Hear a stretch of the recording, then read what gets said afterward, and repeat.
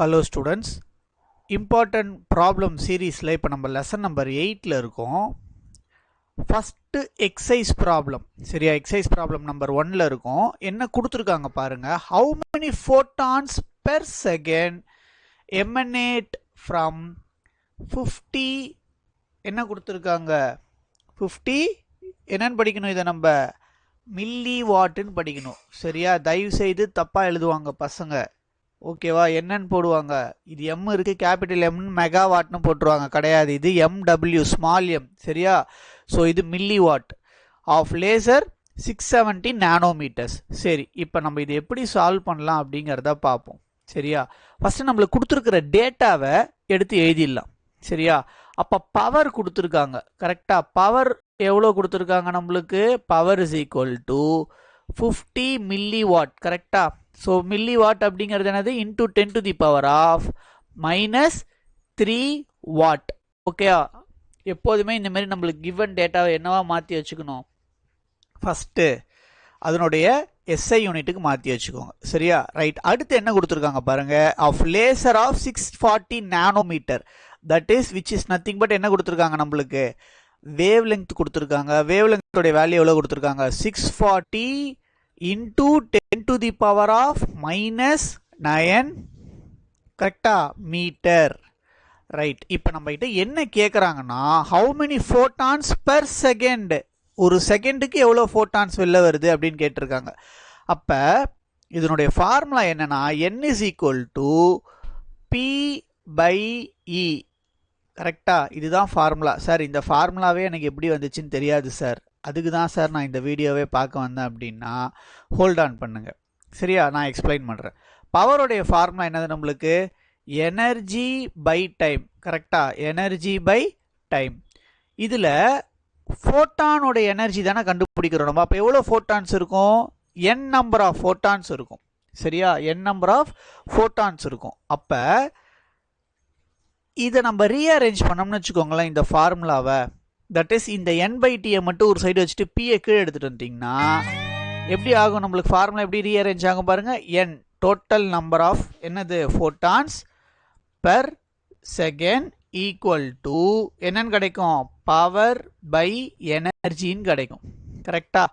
இந்த capital n/t தான் நம்ம என்னன்னு சொல்றோம், small n/t, that is number of photons per second equal to power by energy அப்படின்னு சொல்லியிருக்கோம். கிளியரா இருக்கா, இது புரிஞ்சிச்சா.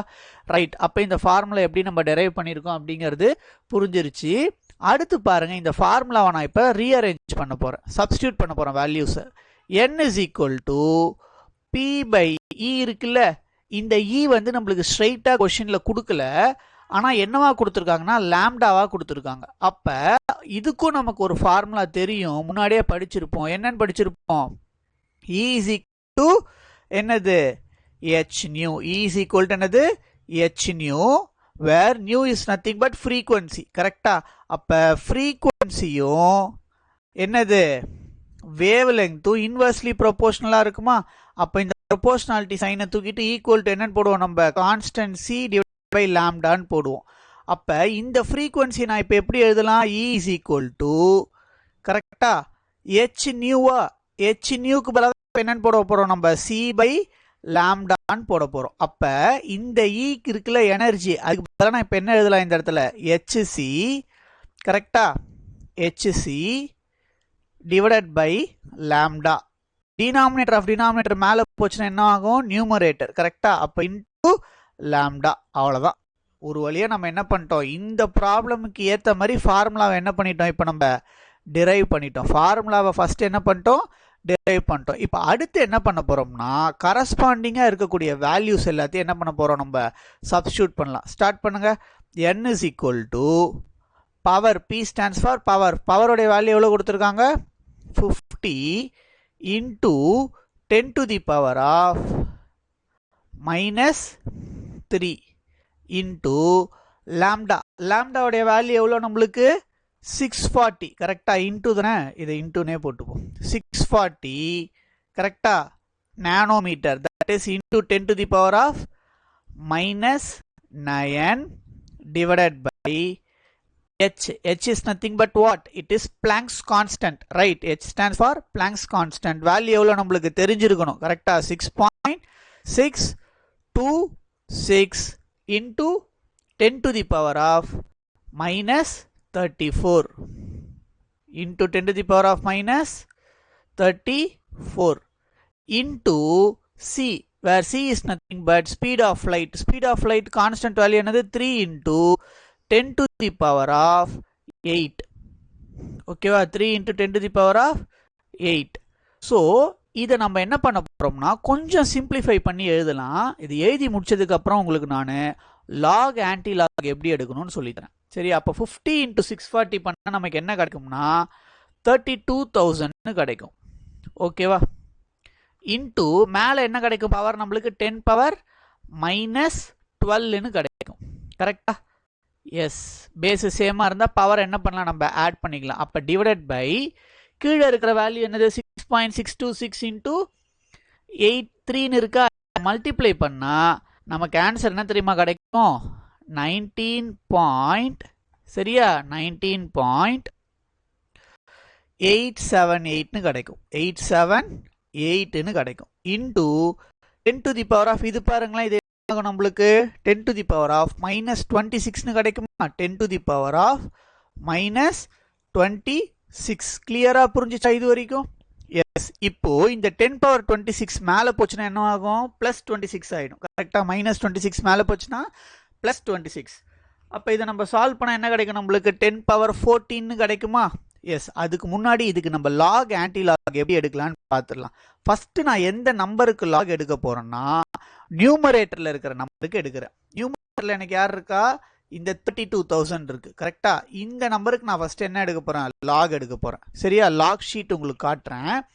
இந்த லாக்ல நம்மளுக்கு என்ன நம்பர் இருக்கோ ஃபர்ஸ்ட் அதை எடுத்து ஓரமா எழுதிருங்க. சரியா? 32,000. ஓகேவா? இது மாதிரி இருக்கா? இந்த 4 டிஜிட் எடுத்து போனோம். 4 டிஜிட். சரியா? இதுல ஃபர்ஸ்ட் நீங்க என்ன பண்ணணும்னா நம்ம ஃபர்ஸ்ட் எஸ் எவ்வளோ சிக்னிஃபிகன்ட் ஃபிகர் இருக்கு அப்படின்னு பாருங்க. சரியா? ரைட். அப்போ மொத்தம் இதில் எவ்வளோ டிஜிட் இருக்கு? எனக்கு 5 டிஜிட்ஸ் இருக்கு. ஃபர்ஸ்ட் நான் என்ன பண்ணணும்னா லாக் எடுக்கும்போது இங்கே தானே டெசிமல் இருக்கிற மாதிரி கணக்கு நம்மளுக்கு. அப்போ இதை நான் எப்படி எடுக்கணும்னா இது 5 மைனஸ் 1 பண்ணால் எனக்கு என்ன கிடைக்கும்? ஃபர்ஸ்ட் 4ன்னு கிடைக்கும். அப்போ 4 பாயிண்ட்னு வச்சுட்டு அதுக்கப்புறம் என்ன இருக்கு பாருங்க? 32 0 பாருங்க. 32ல 0, 32ல 0னா எனக்கு என்ன இருக்கு? 5051 இருக்கு. அடுத்த டிஜிட் எனக்கு என்ன இருக்கு? 0. மீன் டிஃபரன்ஸ்ல 0 இருக்கா? இல்ல. அப்ப இதையே எடுத்து எழுதிருங்க. என்னன்னு வரும் நம்மளுக்கு? 5051. நான் சொன்னது புரிஞ்சுச்சா? Count how many number of digits. சரியா? எவ்வளோ டிஜிட் இருக்குன்னு பாருங்க. 1 2 3 4 5. அப்ப 5 மைனஸ் 1. சரியா? அதை அப்படியே போட்டு 4 பாயிண்ட் வச்சுட்டு என்ன பண்ணுங்க? அதுக்கப்புறம் இந்த நம்பர் அப்படியே பாருங்க. 32ல என்னன்னு பார்க்கணும்? 0ன்னு பார்க்கணும். ஏன்னா 32க்கு அடுத்த நம்பர் டிஜிட் என்ன இருக்கு? 0ன்னு இருக்கு. ரைட்டா? அடுத்த டிஜிட் எதுக்கு எடுத்துக்கணும்? மீன் டிஃபரன்ஸ்க்கு எடுத்துக்கணும். அப்ப நான் இது கண்டுபிடிச்சிட்டேன். அடுத்து நான் எதுக்கு கண்டுபிடிக்கணும் பாருங்க? 19.878 கண்டுபிடிக்கணும். கரெக்டா? அப்ப இதை நான் எப்படி எழுதுறேன்னா டிஃபரெண்ட் கலர் யூஸ் பண்றேன். சரியா? அப்ப இதுக்கு நான் என்ன கண்டுபிடிக்கணும்? இப்ப லாக் கண்டுபிடிக்கணும். என்ன வேல்யூக்கு? Lock of 19. என்னது? 878. கரெக்டா? 878. இப்ப நீங்களே சொல்லுவீங்க பாருங்க, இந்த டிஜிட்டுக்கு முன்னாடி டெசிமலுக்கு முன்னாடி எத்தனை நம்பர் இருக்கு? 2 நம்பர் இருக்கு. அப்ப 2ல 1 போச்சுன்னா என்ன கிடைக்கும் நம்மளுக்கு? 1. கரெக்டா? இங்க என்ன பண்ணோம்? 5 மைனஸ் 1 4 போட்டோம். இங்க 2 மைனஸ் 1 1. அடுத்து என்ன பண்ணோம்னா இந்த 19 எங்க இருக்கு? இங்க இருக்கு. இந்த 19ல 8 பாருங்க எங்க இருக்குன்னு? இங்க இருக்கு. அப்ப 2967. சரியா? சைட்ல எடுத்து எழுதிக்கோங்க. 2967. அடுத்து என்ன இருக்கு? மீன் டிஃபரன்ஸ்ல என்ன இருக்கு நம்மளுக்கு? 7. என்ன இருக்கு நம்மளுக்கு? 15 இருக்கா? அப்ப 15. அப்ப இது ரெண்டுத்தையும் என்ன பண்ண போறீங்க? நீங்க ஆட் பண்ண போறீங்க. ஆட் பண்ணா என்ன கிடைக்கும்? 12 2 1. இது ரெண்டுத்தையும் ஆட் பண்ணா 6 7 8. கரெக்டா? 2982 அப்படின்னு கிடைக்குது. 2982 அப்படின்னு கிடைக்குது. சரியா? இப்போ நான் என்ன பண்ண போறேன்னு பாருங்க, இதுக்கு லாக் எடுத்துட்டேன், இதுக்கும் லாக் எடுத்துட்டேன். இப்போ இந்த ரெண்டு லாக் எடுத்தேன்ல, இது ரெண்டு எப்படி இருக்கு, எனக்கு டிவிஷன்ல இருக்கு. கரெக்டா, இது ரெண்டு என்னவா இருக்கு, டிவிஷன்ல இருக்கு. அப்ப இந்த மாதிரி ரெண்டு லாக் நான் பண்ணும்போது எனக்கு டிவிஷன்ல இருந்தா நான் லாக் வேல்யூ என்ன பண்ணணும், நான் மைனஸ் பண்ணணும். லாக் வேல்யூ என்ன பண்ணணும், நான் மைனஸ் பண்ணணும். ஸோ மைனஸ் பண்ணி சொல்லுங்க பாப்பா, ஆன்சர் என்ன வந்திருக்குன்னு சொல்லுங்க. ஆன்சர் என்ன வந்துச்சு நம்மளுக்கு, 4.5051 மைனஸ் 1.2982. கரெக்டா, இதை நீங்கள் சால்வ் பண்ணிங்கன்னா உங்களுக்கு ஆன்சர் என்ன தெரியுமா வரும், 3.2069. ஆன்சர் கண்டுபிடிச்சுமா சார்னு கேட்டால் கிடையாது. இப்போ ஃபைனலாக கிடச்சிருக்கல ஆன்சரு. இந்த ஆன்சருக்கு நம்ம திரும்ப என்ன எடுக்கணும்னா ஆன்டி லாக் எடுக்கணும். கிடைச்ச ஆன்சருக்கு என்ன எடுக்கணும், ஆன்டி லாக் எடுக்கணும். ஆன்டி லாக் எப்படி எடுக்கணும் அப்படிங்கிறத பார்ப்போம். சரியா, இப்போ நம்ம கிடைச்ச ஆன்சர் என்னது, 3.2069. இதுக்கு நான் எப்படி ஆன்டி லாக் எடுக்க போறேன்னா, நல்லா கவனிங்க, உங்களுக்கு ஒரு முக்கியமான விஷயம் சொல்லி தர போறேன். இந்த டெசிமலுக்கு முன்னாடி என்ன நம்பர் இருக்குன்னு பாருங்க. 3 இருக்கா, 3 + 1 4 ஞாபகம் வச்சுக்கோங்க. இங்க என்ன பண்ணணும், நம்ம எத்தனை நம்பர் இருக்கோ டெசிமலுக்கு முன்னாடி எத்தனை நம்பர் இருக்கோ அதை என்ன பண்ண கவுண்ட் பண்ணணும். புரியுதா, 19 - 1 18 போடல, இது ஒரு டிஜிட், இது ஒரு டிஜிட், எத்தனை டிஜிட் இருக்கோ அதுல இருந்து 1 மைனஸ் பண்ணோம். ஆனா ஆன்டி லாக் என்ன பண்ணும், என்ன நம்பர் இருக்கோ அதோட என்ன பண்ணுங்க, +1 பண்ணுங்க, பண்ணி சைடில் வைங்க. நான் உங்களுக்கு சொல்றேன் என்ன பண்ணணும். ஏன்னா ஆன்டி லாக் எப்போதுமே டெசிமல்ல இருந்தா ஸ்டார்ட் ஆகும். அப்ப நான் ஃபர்ஸ்ட் என்ன பண்ணலாம், 20க்கு போங்க, 20க்கு போயிட்டேன். அதுல 6 எங்க இருக்கு, 6 இங்க இருக்கு. கரெக்டா, அப்ப ஆன்சர் என்ன கிடைக்குது எனக்கு, 1607. கரெக்டா, மீன் டிஃபரன்ஸ் எவ்வளோ, இதே ரோல பாருங்க, மீன் டிஃபரன்ஸ் எவ்வளோ, 3ன்னு வருது. அப்ப ஆன்சர் என்ன கிடைக்கும், எனக்கு 1610 கிடைக்கும். இதை தான் நம்ம என்ன பண்ணோம், 10 பவர்ல போவோம். இந்த 4 என்ன பண்ணுவோம், நம்ம 10 பவர், தட் இஸ் 4 டெசிமல் தள்ளி புள்ளி வைக்கணும்னு அர்த்தம். அப்படி இல்லைன்னா இதை எப்படி எழுதலாம், 1.6 × 10⁻³ போடலாம். புரிஞ்சிச்சா, கிளியரா இருக்கா, புரிஞ்சிச்சா, 1.61 கரெக்டா × 10⁻³ அப்படின்னு போட்டோம்னா நமக்கு என்ன கிடைச்சிருச்சு, இப்ப ஃபைனல் ஆன்சர் கிடைச்சிருச்சு, ஆன்டி லாக் கிடைச்சிருச்சு. அப்ப அதை என்ன பண்றோம், இங்க எடுத்துட்டு வந்து சப்ஸ்டிட்யூட் பண்றோம். சரியா, சப்ஸ்டிட்யூட் பண்ணுங்க, என்ன ஆன்சர் கிடைக்குது ஃபைனலா, n = என்ன ஆன்சர் கிடைச்சது நம்மளுக்கு, 1. கரெக்டா 61 × 10⁻³ என்னது 3. கரெக்டா இன்டூ இதை சால்வ் பண்ண என்ன கிடைக்கும் உங்களுக்கு, இதை சால்வ் பண்ணா 10⁻³ என்னன்னு கிடைக்கும் நம்மளுக்கு, +14 கிடைக்கும். கரெக்டா, அப்ப n = 1.61 × 10⁻³ பேஸ் சேமா இருந்தா பவர் ஆட் பண்ணலாமா, ஆட் பண்ண என்ன கிடைக்கும், 17 கிடைக்கும். இவ்வளோ நம்பர்ஸ் ஆஃப் ஃபோட்டான்ஸ் என்ன ஆகுது நம்மளுக்கு பெர் செகண்ட்ல எமனேட் ஆகுது. எமனேட்னா ஸ்டார்ட் ஆகுது, வெளியில வருது. சரியா, கிளியரா புரிஞ்சுச்சா, ரொம்ப சிம்பிளான கொஸ்டின். ஆனா நம்மளுக்கு சால்வ் பண்றது கொஞ்சம் டைம் எடுக்கும். லாக் ஆன்டி யூஸ் பண்ணி சால்வ் பண்ண பிராக்டிஸ் பண்ணிக்கோங்க. ஓகேவா.